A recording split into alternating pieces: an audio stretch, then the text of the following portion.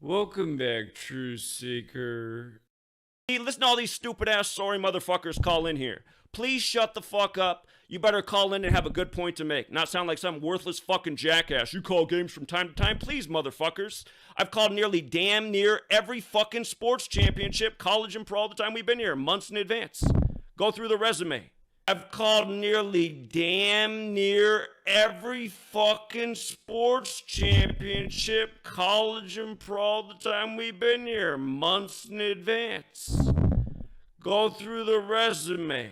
The bracket is officially out for the 2023 March Madness tournament. It'll be the 84th edition. So we'll be breaking down the entire tournament, going game by game, seeing how many upsets we can nail along the way, see if we can hit the champion right before the tournament begins again.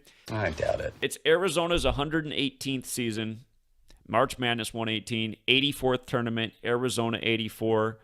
Billy Packer, remembered for the 97 call in Arizona's championship. We talked about that earlier. Remember, he died 67 days before the championship. Arizona Wildcats 67. If Arizona wins it, the coach gets the 67th win. And again, blood sacrifice and human sacrifice 67. That does stand out, just how that all lines up. So, and that was my initial thought. Arizona was the team I thought at the beginning of the season would do it, so I'm just going with my initial thought essentially. And when I noticed that Kansas is 8-4 versus Arizona, I like that as well because, say that Kansas lost to Arizona, they'd be 8-5, big basketball number, first March Madness in 85. But yeah, I like the Kansas Billy Packer thing and Arizona for all the reasons I've talked about. So I'm going to go with that as my championship.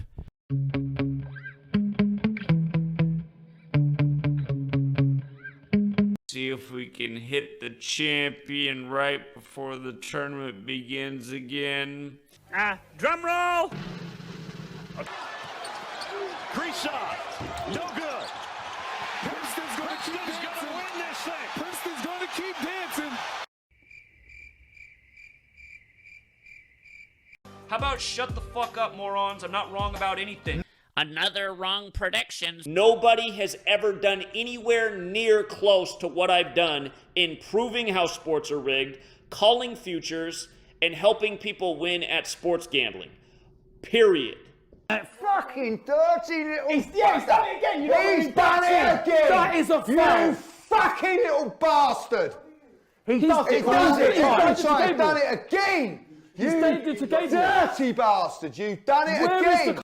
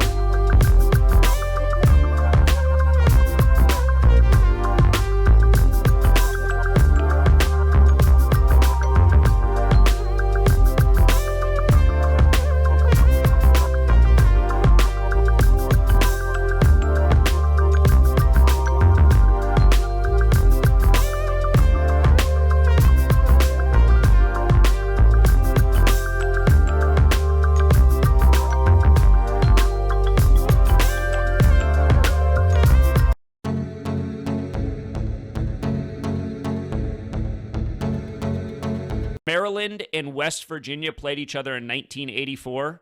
And I noticed all the media is picking West Virginia to win this game, which I also makes me like Maryland more.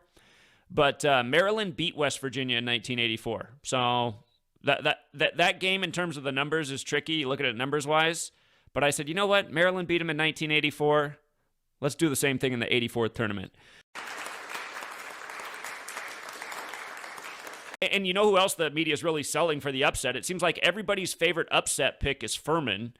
So when I had it on CNBC, and in the middle of stock picks, the guy goes, "Oh, by the way, I picked Furman to upset in the opening round." I was like, okay, do they just have to say this on every news network right now that Furman's going to upset? So when all of the media and even CNBC selling the Furman upset, I'm going the other way. Plus, again, like we talked about, Virginia wins. Coach is 17-9 in the tournament. Virginia Cavaliers won 79. How about shut the fuck up, morons? I'm not wrong about anything. Why do you think USA Today wrote their article about me? It's because this was never done before.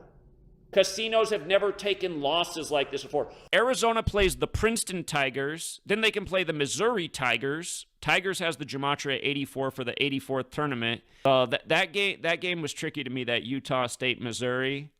And then I just started thinking, well, maybe playing the Princeton Tigers is a clue that they'll play the Missouri Tigers. Tigers with the 84 connection, but...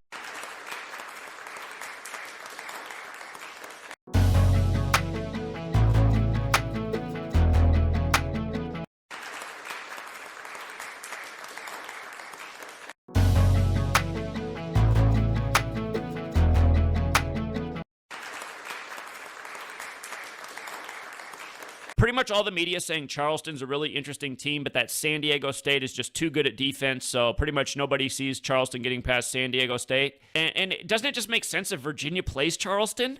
I mean, to me, that just makes too much sense. Virginia Cavaliers, those who fought for King Charles. We got the new King Charles.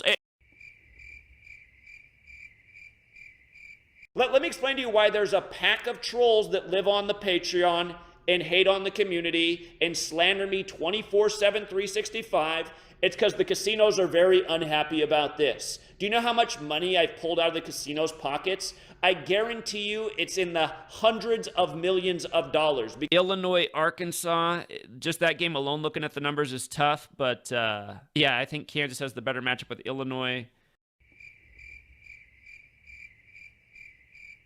How about shut the fuck up, morons? I'm not wrong about anything. You know what, you guys? This is not a false statement. I could wipe my ass with the name Nostradamus. Literally. Literally.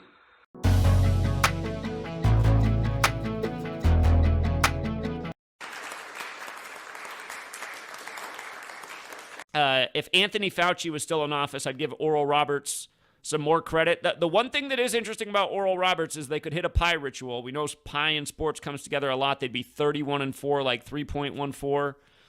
It's possible. But yeah, you know, that Duke team's not playing too bad. So Anthony Fauci, again, the reason I say Anthony Fauci is because Fauci means jaw, and Oral Roberts did well when he was the talk of the town, but he's in retirement now. So maybe Oral Roberts is as well.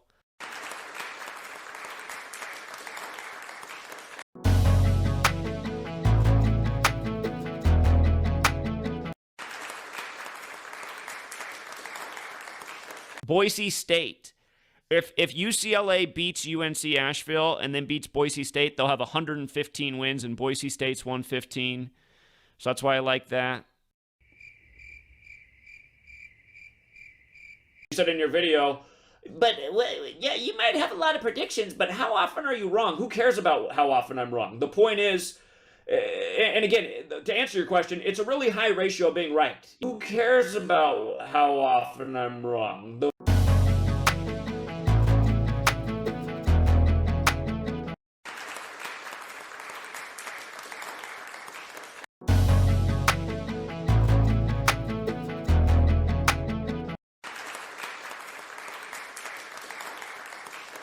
If UCLA beats UNC Asheville and then beats Boise State, they'll have 115 wins, and Boise State's 115. So that's why I like that.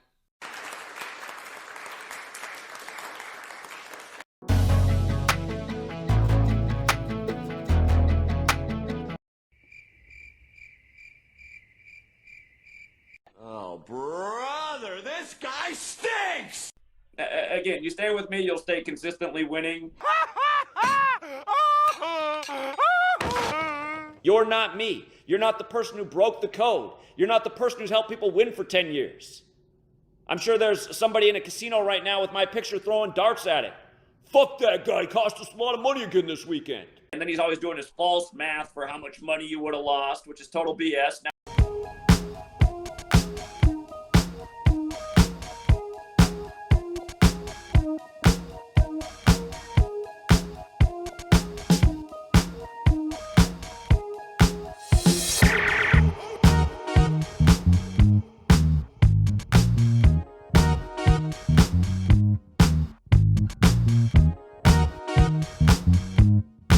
meanwhile, day after day, I'm giving out winning knowledge, smart advice, and then he's always doing his false math for how much money you would have lost, which is total BS. Now,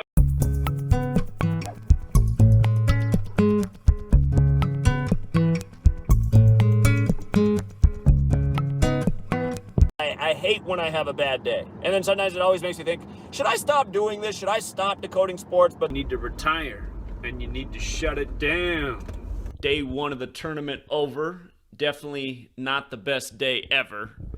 Might even have been my worst day one ever, actually. Wasn't god-awful, but... Liar. Liar. Deceiver. Liar. like I said last night, I might regret putting Arizona in there. And wow, I had to regret it after day one. My goodness. Arizona pissing me off. Oh, but baby. 2 years in a row. 2 years in a row, I liked a 2-seed Wildcat team that killed me in the opening round. I won't forget it. Scorned by the Wildcats back-to-back years. My blood pressure's already up just looking at it again. We'll